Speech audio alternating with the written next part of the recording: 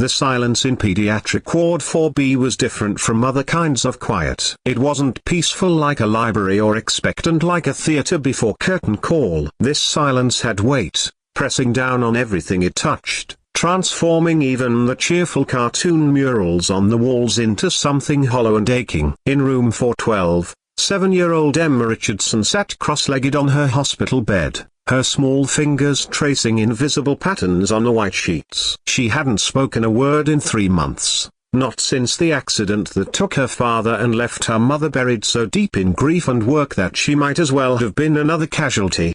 Marcus Williams pushed his janitor's cart down the hallway, the familiar squeak of its wheels announcing his presence long before anyone could see him. At 42, he carried himself with the quiet dignity of a man who understood that every job had value, every person deserved respect. His own 8-year-old daughter, Sophie, was at home with their elderly neighbor Mrs. Chen, probably struggling with homework he'd help her finish when his shift ended at midnight. The double life of a single parent meant juggling responsibilities that would challenge anyone, but Marcus had learned to find grace in the grinding routine.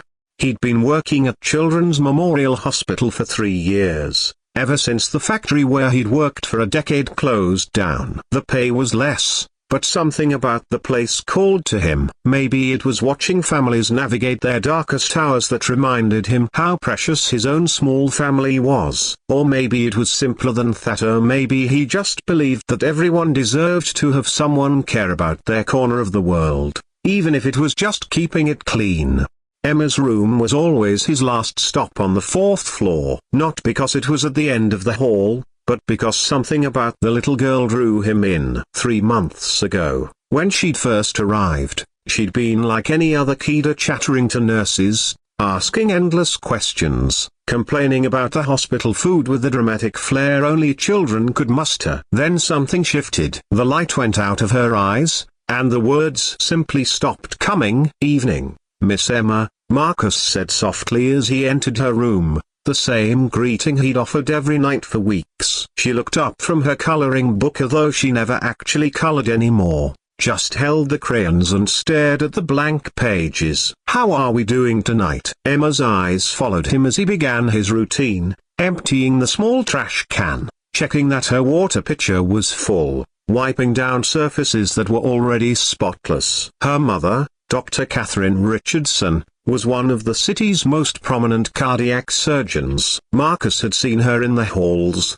always moving with purpose, always surrounded by residents and nurses seeking her expertise. But he'd never seen her actually sit with Emma, never witnessed a conversation between mother and daughter. "You know," Marcus said, adjusting the blinds to let in just enough hallway light to keep the room from feeling too dark, "my Sophie is about your age. She's been asking me to bring her to work someday, show her around. Says she wants to meet the brave kids I tell her about." Emma's grip on her purple crayon tightened slightly. It was the smallest response, but Marcus had learned to notice the small things. "She's got this wild imagination," he continued, pulling up the small chair beside Emma's bed, a liberty he'd started taking weeks ago when he realized she seemed calmer when he wasn't rushing through his tasks. "Last week she told me she was going to invent a machine that turns vegetables into ice cream. Not ice cream that tastes like vegetables,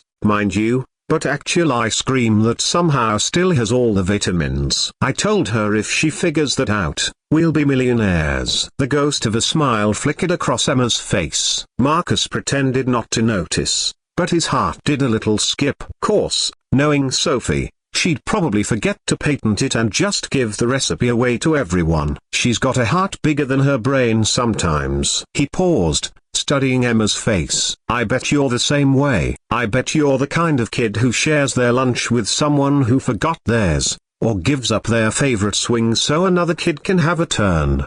Emma set down her crayon and really looked at him then, her blue eyes wide and searching. "I can tell these things," Marcus said with mock seriousness. "It's like a superpower. I can spot a kind heart from across the room." He leaned forward conspiratorially. "Want to know a secret? I think kind hearts are actually magic. They can heal things that medicine can't touch. But they only work when they're shared." For the next 20 minutes, Marcus found himself telling Emma about Sophie's latest adventure, the time she tried to teach their goldfish to do tricks, her campaign to convince their landlord to allow pets in their building, her theory that rainy days were just the sky's way of watering the flowers. Emma listened intently, and slowly, almost imperceptibly, began to respond with small gestures. A nod here, a slight shake of her head there, once even pointing to a photo on her bedside table when Marcus mentioned how much Sophie loved her grandmother. "That your grandma?" Marcus asked, following her gesture to the silver-framed photo of an elderly woman with Emma's same bright eyes. Emma nodded, then did something that surprised them both. She picked up the photo and held it out to Marcus, as if sharing a treasure. "She looks like someone who gives the best hugs," Marcus said, accepting the photo with appropriate reverence. "And I bet she makes cookies that are better than anything you can buy in a store." Emma's mouth opened slightly, as if she was about to speak, but no sound came out. The effort seemed to frustrate her, and she pulled back into herself. "Hey," Marcus said gently, handing the photo back. "It's okay. Sometimes words get stuck. You know, happens to me all the time. Sophie says I talk too much when I'm nervous and not enough when I'm sad. But you know what I learned? Sometimes the most important things don't need words at all." He pulled out his phone and showed Emma a photo of Sophie grinning toothlessly at the camera, her hair in uneven pigtails that clearly showed his amateur braiding skills.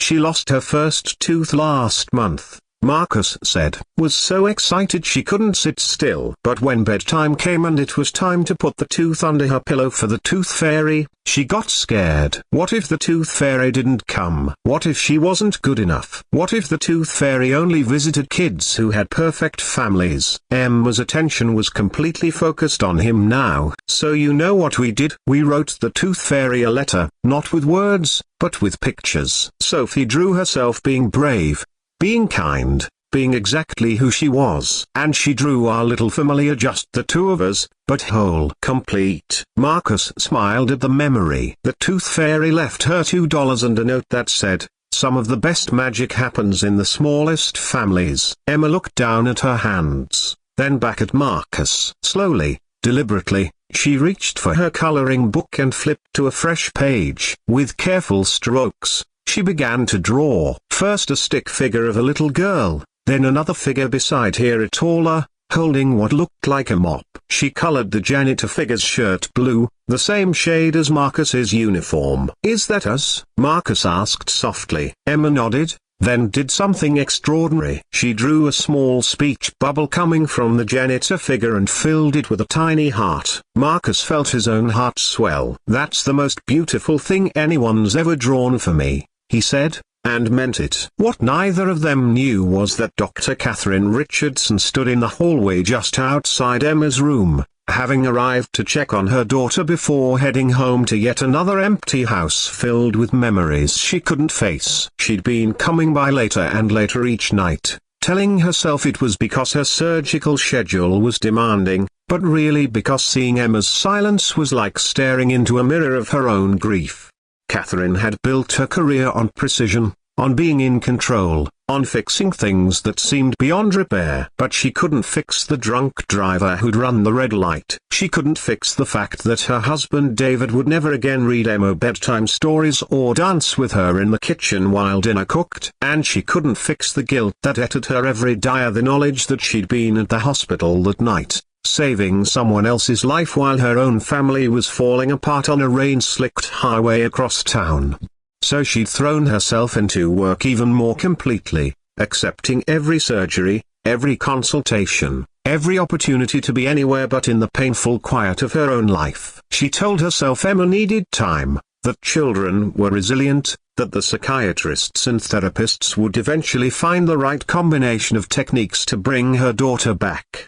But watching through the crack in the door, seeing Emma respond to this gentle janitor in ways she hadn't responded to anyone in months, Catherine felt something crack open in her chest. When was the last time she'd sat beside Emma's bed? When was the last time she'd shared a story, a memory, anything besides medical updates and scheduling conflicts? She watched Marcus show Emma his phone, watched her daughter's face light up at whatever he was sharing. She saw Emma pick up her crayons, those same crayons that had sat untouched through countless therapy sessions, and begin to create something.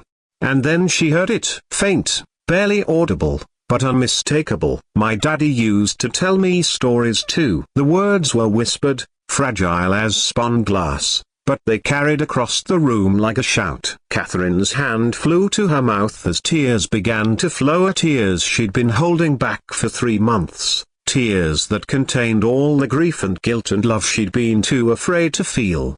Marcus went very still, as if any sudden movement might break the spell. "He did," Emma nodded, her voice still barely above a whisper. "About a princess who lived in a castle in the clouds. And her daddy was the kindest king in all the land, and he taught her that being kind was the most important magic of all." "That sounds like a wonderful story," Marcus said. "And it sounds like your daddy was a very wise king." "He was." Emma's voice was getting slightly stronger. "But then he had to go away. And Mommy got so sad she forgot how to see the magic anymore." Catherine couldn't breathe. Through her tears, she watched this stranger, or this janitor she'd passed in the halls 100 times without really seeing her, give her daughter something she'd been unable to provide, a safe space to speak her truth. "Sometimes," Marcus said carefully, "when people get really sad, they forget things for a while. But that doesn't mean the magic is gone forever. Maybe your mommy just needs someone to remind her how to look for it again." Emma considered this, then whispered, "Could you help her remember?" Before Marcus could answer, Catherine stepped into the room. Both Emma and Marcus turned toward her, and Catherine saw her daughter's eyes widen with something between fear and hope. "Emma," Catherine said, her voice thick with tears she no longer tried to hide. "Baby, I'm so sorry." She crossed to the bed and sat on its edge, reaching out to touch Emma's face with trembling fingers. "I got lost, sweetheart. I got so scared and so sad that I forgot the most important thing your daddy ever taught me." "What?" Emma whispered. "That love isn't something we lose when people go away. It's something we carry, something we share, something that makes us braver instead of smaller." Catherine looked at Marcus, this man who had somehow reached her daughter when she couldn't. "And sometimes we need help remembering how to be brave enough to love again." Marcus started to back away, to give them privacy, but Emma reached out and grabbed his hand. "Don't go," she said, her voice clearer now. "Please." "You helped me find my words again." Catherine looked at this man, really looked at Emma, and saw kindness in his eyes, patience in his posture, the kind of gentle strength that her daughter needed, that maybe they both needed. "Thank you," she said simply. "Thank you for seeing her when I couldn't." Marcus shook his head. "She was always there, Dr. Richardson. Sometimes we just need someone to sit with us in the quiet until we're ready to make noise again." Over the following weeks, something beautiful began to unfold. Catherine started arriving earlier in the evenings, timing her visits to overlap with Marcus's rounds. She watched him interact with Emma, learned from his patience, his ability to find joy in small moments. She began to remember who she'd been before grief had hollowed her out. Not just a surgeon, but a mother, a woman who'd once believed in magic herself. Emma's recovery wasn't immediate or complete. There were still hard days, still moments when the words wouldn't come or the sadness felt too big to bear. But now she had 2 adults who showed up consistently, who sat with her in whatever space she occupied, who believed in her capacity to heal. Marcus never asked for recognition or thanks. He continued doing his job with the same quiet dignity he'd always shown, but now his evening rounds included longer conversations with Emma and her mother. Sometimes Sophie would come with him on weekend afternoons, and the 2 girls would color together while Marcus and Catherine talked about everything and nothing of the weather, hospital gossip, the challenges of single parenting, the weight of loss and the lightness of unexpected friendship. 6 months later, when Emma was finally discharged, she insisted on walking through the hospital to say goodbye to everyone who'd been part of her healing. She saved Marcus for last, finding him in the supperly closet where he was restocking his cart. "I wrote you something," she said, holding out a folded piece of paper. Marcus opened it to find a story, written in careful 7-year-old handwriting, about a princess who lost her voice but found it again with the help of a kind king who cleaned the castle and reminded her that magic lived in ordinary moments. "It's beautiful," Marcus said, kneeling to her level. "Can I keep it forever?" Emma nodded, then threw her arms around his neck. "Thank you for helping me remember how to be brave." Behind her, Catherine stood watching, her heart full in a way she'd thought impossible. She'd learned that healing wasn't something you achieved once and kept forever. It was something you chose, again and again, every day. And sometimes, if you were very lucky, you found people who chose to walk alongside you while you figured out how to keep choosing. As they left the hospital that day, Emma skipping between her mother and Marcus, chattering about everything and nothing, Catherine realized that some of the most profound transformations happen not in operating rooms or therapy sessions, but in the quiet moments when one human being simply shows up for another. The janitor who'd made a mute girl whisper had done something far more powerful than restore her voice. He'd reminded them both that even in the deepest grief, especially in the deepest grief, we are never truly alone. And sometimes, that's the only magic we need.